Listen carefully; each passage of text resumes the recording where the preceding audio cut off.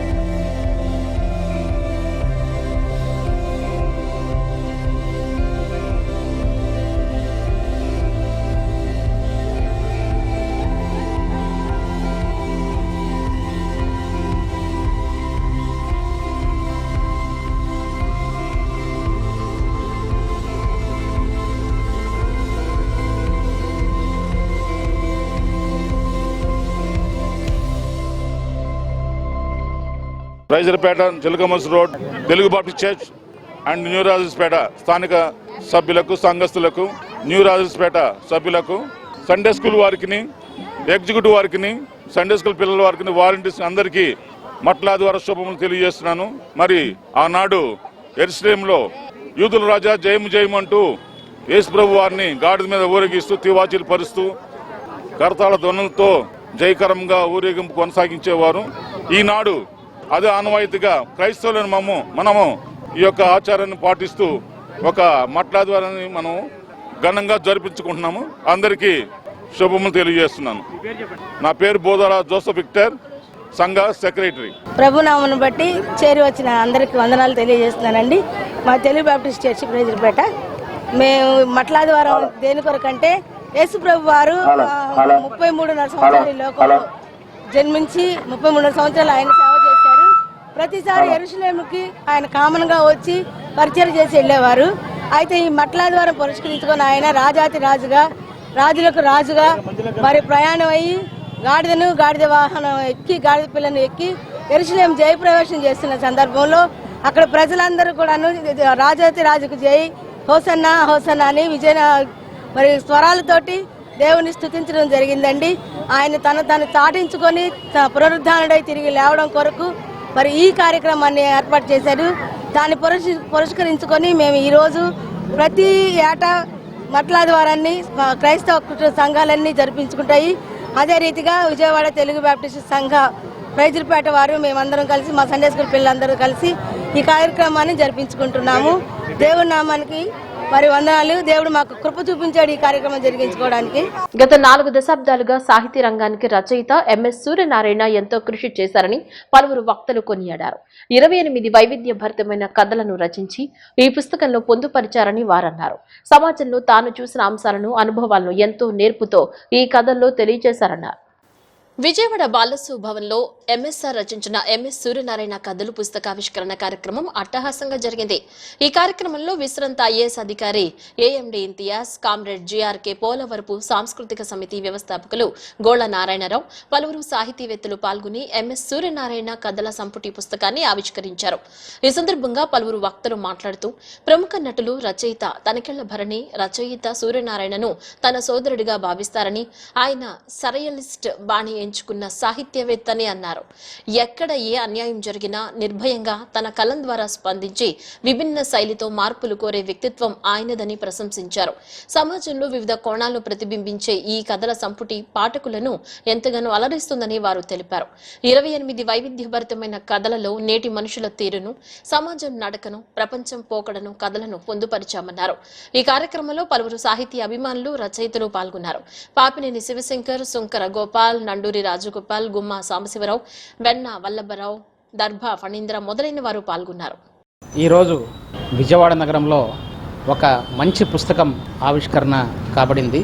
MS Suryanarayana Rao గారు రాసిన MS Suryanarayana Rao కథలు అనే పుస్తకాన్ని ఇక్కడ మనకు బాలభవన్లో మరి సాహిత్య అకాడమీ అవార్డు గ్రహీత పాపినేని శివశంకర్ గారు, చాలామంది సాహితీవేత్తల సమక్షంలో గోళ్ల నారాయణరావు గారి ఆధ్వర్యంలో మరి ఈరోజు ఆవిష్కరించడం జరిగింది. ఈయన మనకు ఎంఎస్ సూర్యనారాయణరావు గారు చాలా చక్కటి కథలు, మనకు ఒక 28 కథలు రచించడం జరిగింది. తను 1985 నుంచి 2025 వరకు రాసిన ఒక 28 కథల్ని మనకు ఎంఎస్ సూర్యనారాయణరావు కథలు అనే మనకు శీర్షికతో ఇవాళ విడుదల చేయడం జరిగింది.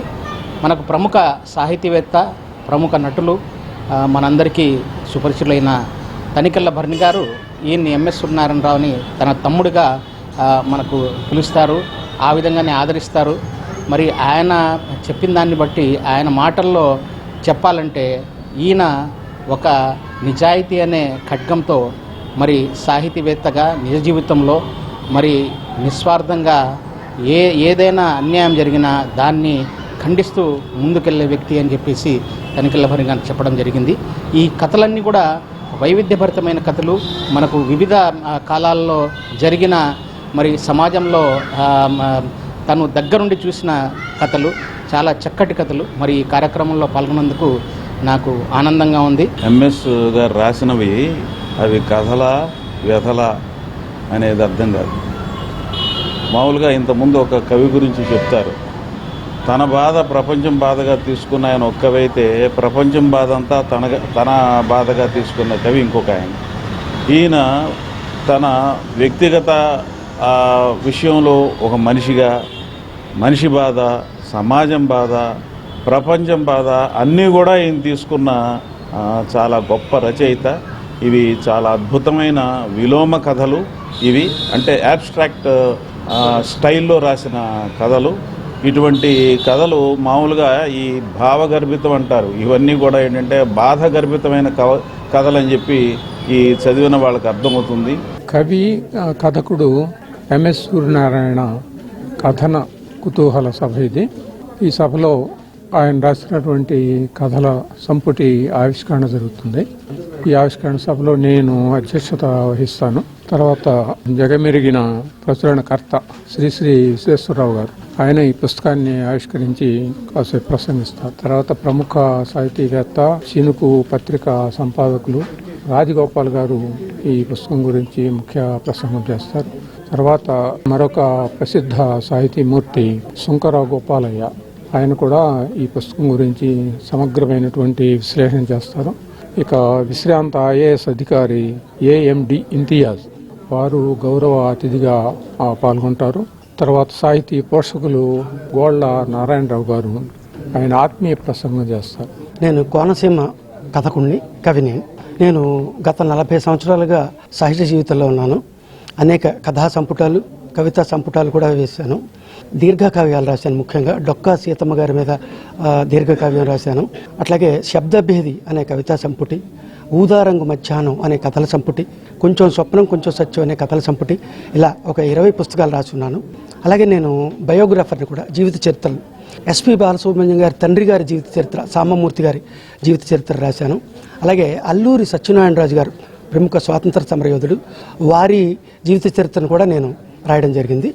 ఇవాళ ముఖ్యంగా నేను గత 40 ఏళ్లుగా రాస్తున్న కథల్లోంచి కొన్ని ఎంపిక చేసిన కథలు, ఒక 28తో MS సూర్యనారాయణ కథలు, ఈ పేరుతో ఇక్కడ ఇవాళ ఆవిష్కరణ జరుగుతోంది. తాయిచి మార్షల్ ఆర్ట్స్ నేర్చుకోవడం ద్వారా శారీరకంగా, మానసికంగా దృఢంగా తయారవుతారని tai chi Indian grand master G Prakash Rao చెప్పారు. తాయిచి విద్యను విద్యార్థులు, పెద్దవారు అందరూ నేర్చుకోవచ్చని ఆయన చెప్పారు. విజయవాడ పాల ఫ్యాక్టరీ వద్ద ఉన్న వి కన్వెన్షన్ ప్రాంగణంలో తాయిచి మార్షల్ ఆర్ట్స్ ప్రదర్శన నిర్వహించారు. ఈ కార్యక్రమానికి Telangana employees joint action committee, deputy collectors association president Lachireddy, ఆయన సతీమణి లతారెడ్డి ముఖ్య అతిథులుగా విచ్చేసి వివిధ స్కూల్స్ కు సంబంధించిన విద్యార్థులు తాయిచి మార్షల్ ఆర్ట్స్ లో తమ ప్రావీణ్యాన్ని వారు తిలకించారు. ఈ సందర్భంగా వారు మాట్లాడుతూ తాయిచి విద్య నేర్చుకోవడం వలన శారీరక దృఢత్వంతో పాటు అన్ని అంశాలపై సమగ్ర అవగాహన కల్పించుకునేలాగా మానసిక ధైర్యం పెరుగుతుందని వివరించారు. తాయిచి విద్యను విద్యార్థులు, పెద్దవారందరూ నేర్చుకోవచ్చని వారు చెప్పారు. Assistant grand master Sijo D Srinivas, founder of YMK academy సిఫుజీ రూఫస్ పాల్ కార్యక్రమాన్ని పర్యవేక్షించారు. ఈ కార్యక్రమంలో అలాగే విద్యా సంస్థలకు చెందిన పలువురు ప్రముఖులు, వివిధ రంగాలకు చెందిన ప్రముఖులు పాల్గొన్నారు. ఈ సందర్భంగా వివిధ స్కూళ్లకు చెందిన పలువురు విద్యార్థులు తాయిచి మార్షల్ ఆర్ట్స్ లో తమ ప్రావీణ్యాన్ని ప్రదర్శించారు. ప్రకాష్ రావు గారికి పేరున మిగతా వాళ్ళకి సపోర్ట్ చేసిన మిత్రులందరికీ కూడా ధన్యవాదాలు తెలియజేసుకుంటున్నాను. తాయిచి అనేది ఈరోజు దేశంలోనే, ప్రపంచంలోనే ఒక ప్రముఖ ప్రాచీన విద్య. ఈ విద్యని గుర్తించి ఇంత అద్భుతంగా అందరికీ, చిన్నపిల్లలకి నుంచి నేర్పుతున్నాడంటేనే మనము చాలా గర్వించగల విషయం. ఎందుకంటే ఇలాంటి వ్యక్తులు ఉంటే ఖచ్చితంగా ఎవరు కూడా హాస్పిటల్కి వెళ్ళాల్సిన అవసరం లేదు. ఎందుకంటే ప్రత్యక్షంగా నేనే ఒక ఉదాహరణ. ఎందుకంటే తాను ఈ విద్యను నేర్పుతున్న సందర్భంలో ఎన్నో విషయాలను నేర్చుకుంటూ, ఈ విద్య యొక్క గొప్పతనాన్ని తెలుసుకుంటూ, ఈ గొప్పతనంలో ఉన్న గొప్పతనం తాయిచీని ఈరోజు ఎక్కడ చూసినా కూడా అదే కనిపిస్తుంది. చైనా, జపాన్ ఇలాంటి దేశాలలోకి వెళ్తే వాళ్ళ యొక్క జీవనోపాయం ఎందుకు పెరుగుతుంది అంటే ఇలాంటి విద్యలని వాళ్ళు అభ్యసించటం. మీకు తెలుసు, గతంలో మార్షల్ ఆర్ట్, అదేవిధంగా బ్రూస్లీ లాంటి వ్యక్తులని ఎలా అద్భుతంగా ఈ విద్యని నేర్చుకొని ప్రపంచానికి వెలువెత్తి చాటారో, వారిని ఆ విద్యని బయటికి రాకుండా ఎలా అనగదొక్కారో అందరికీ మనకు తెలుసు. కాబట్టి ఈ విద్యని అందరూ నేర్చుకుంటే, ఇప్పుడు గొప్పగా మనం చెప్తుంటాం ధ్యానం చేయాలి, అదేవిధంగా మెడిటేషన్ చేయాలి, యోగా చేయాలని. దీన్ని కూడా ప్రపంచవ్యాప్తంగా ఏదైతే నేర్పుతున్నారో భారతదేశం కూడా తాయిచీని ఒక మూలాన దీన్ని కూడా గొప్పతనంగా గుర్తింపు తీసుకొస్తే ఖచ్చితంగా ఇది అందరికీ అందుబాటులో ఉండేటట్టు చేయగలిగితే అద్భుతంగా ఉంటుంది. దీన్ని భవిష్యత్తులో గుర్తిస్తుందని మనం ఆశిద్దాం. ఖచ్చితంగా ఇలాంటి వ్యక్తులని గుర్తించుకొని ఇలాంటి వ్యక్తులతో మనం మమేకమై ప్రోత్సహిస్తూ అందరినీ ఆదరించేటట్టు మనం చేయగలిగితే ఖచ్చితంగా దీన్ని అద్భుతంగా చేసుకున్నామని మీ అందరికి తెలియజేస్తూ ముగిస్తున్నాను. Thank you. సరదాగా ఏదో పెద్ద విజయవాడలో పెద్ద రౌడీ అవుదాం అని సరదాగా నేర్చుకున్నాను నేను.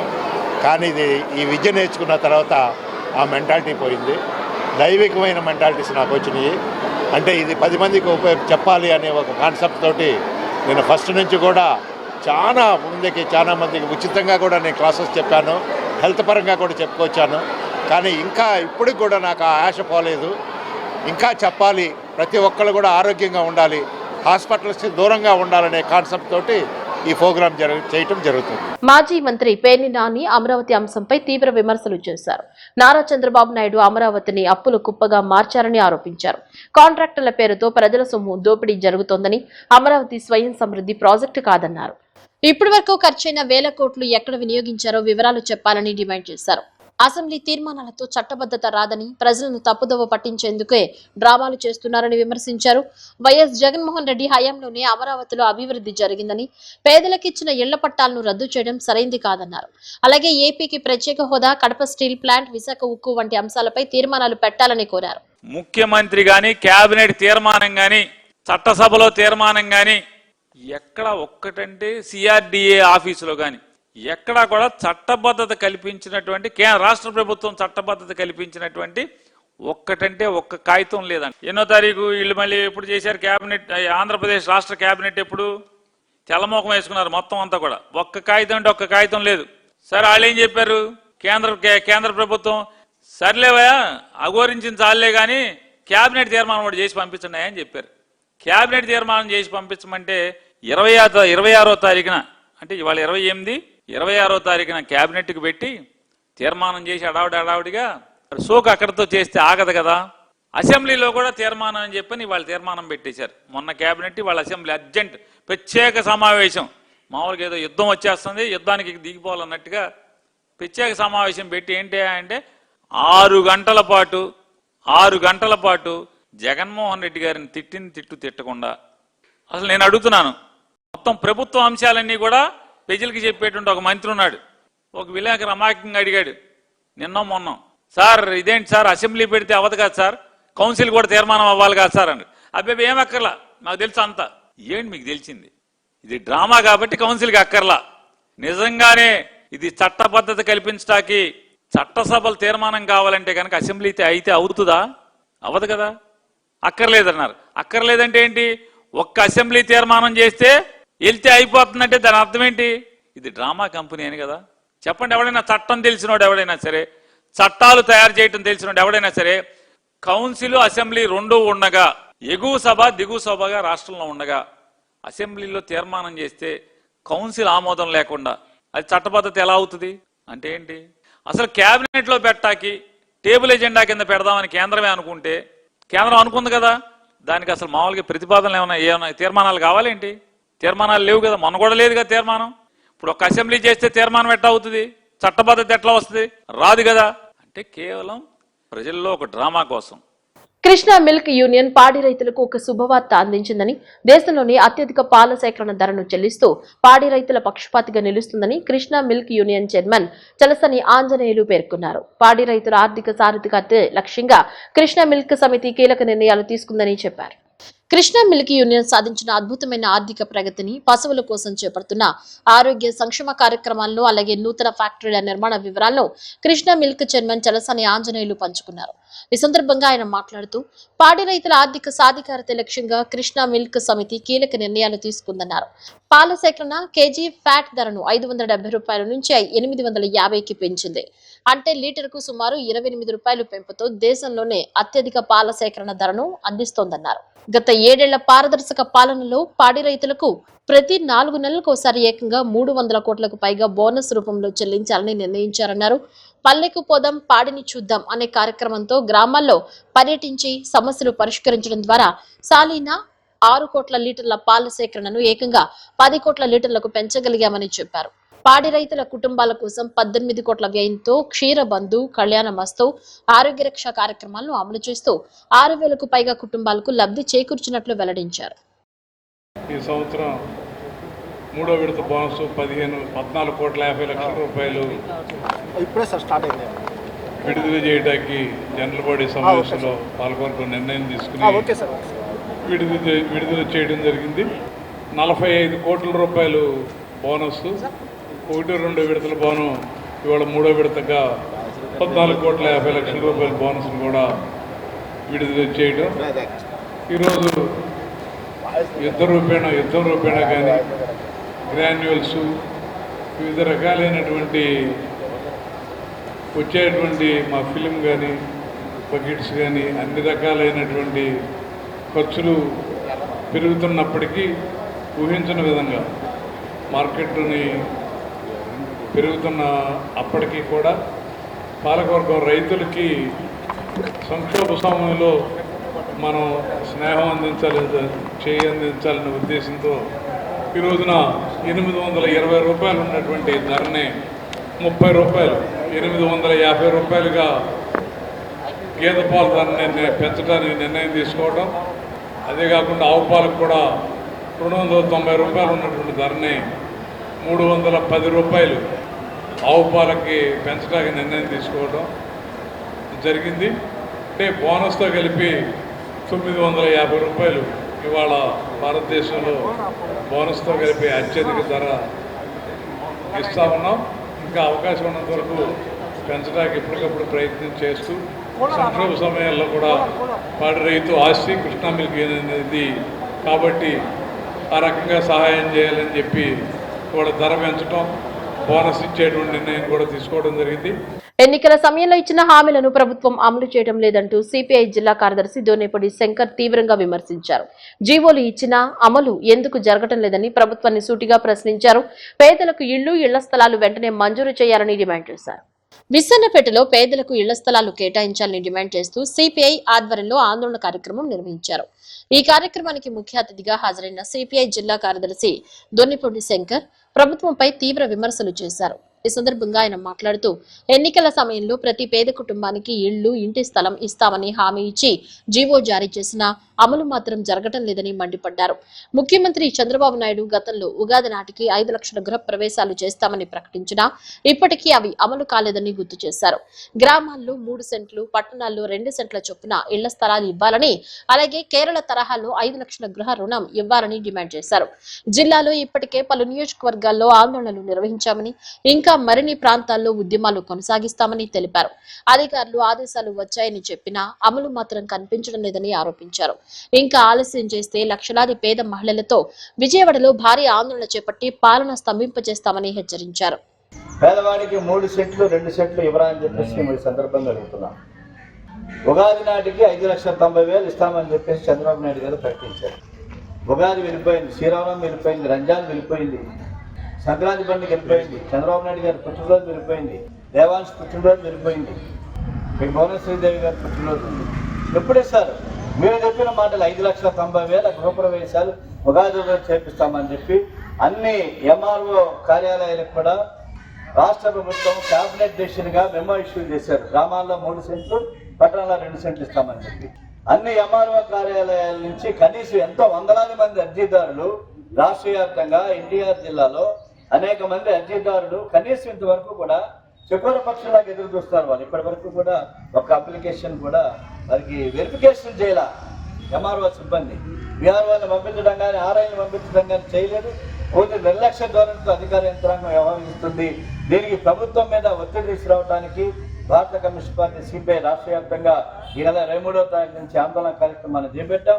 రాబోయే కాలంలో మరింతగా విజయవాడ నగరంలో రాష్ట్ర రాజధానిలో లక్షలాది మంది అర్జీదారులను సమీకరించి పెద్ద ఎత్తున పేదవాడికి సొంత ఇంటి గల సాకారం అయ్యేదానికి 3 సెంట్లు గ్రామాల్లో, పట్టణంలో 2 సెంట్లు సాధించేంత వరకు, ఇళ్ల నిర్మాణానికి 5 లక్షలు ఇచ్చేంత వరకు, వాడుకున్న వారందరికీ అద్దె ఇల్లు కట్టేంత వరకు పింఛన్లు పెంచాలని చెప్పి కోరుతూ సాగేటువంటి ఆందోళనలో ఈ రోజున ఎంఆర్ఓ కార్యాలయం ముందు ఈ కార్యక్రమం జరుగుతూ ఉన్నది.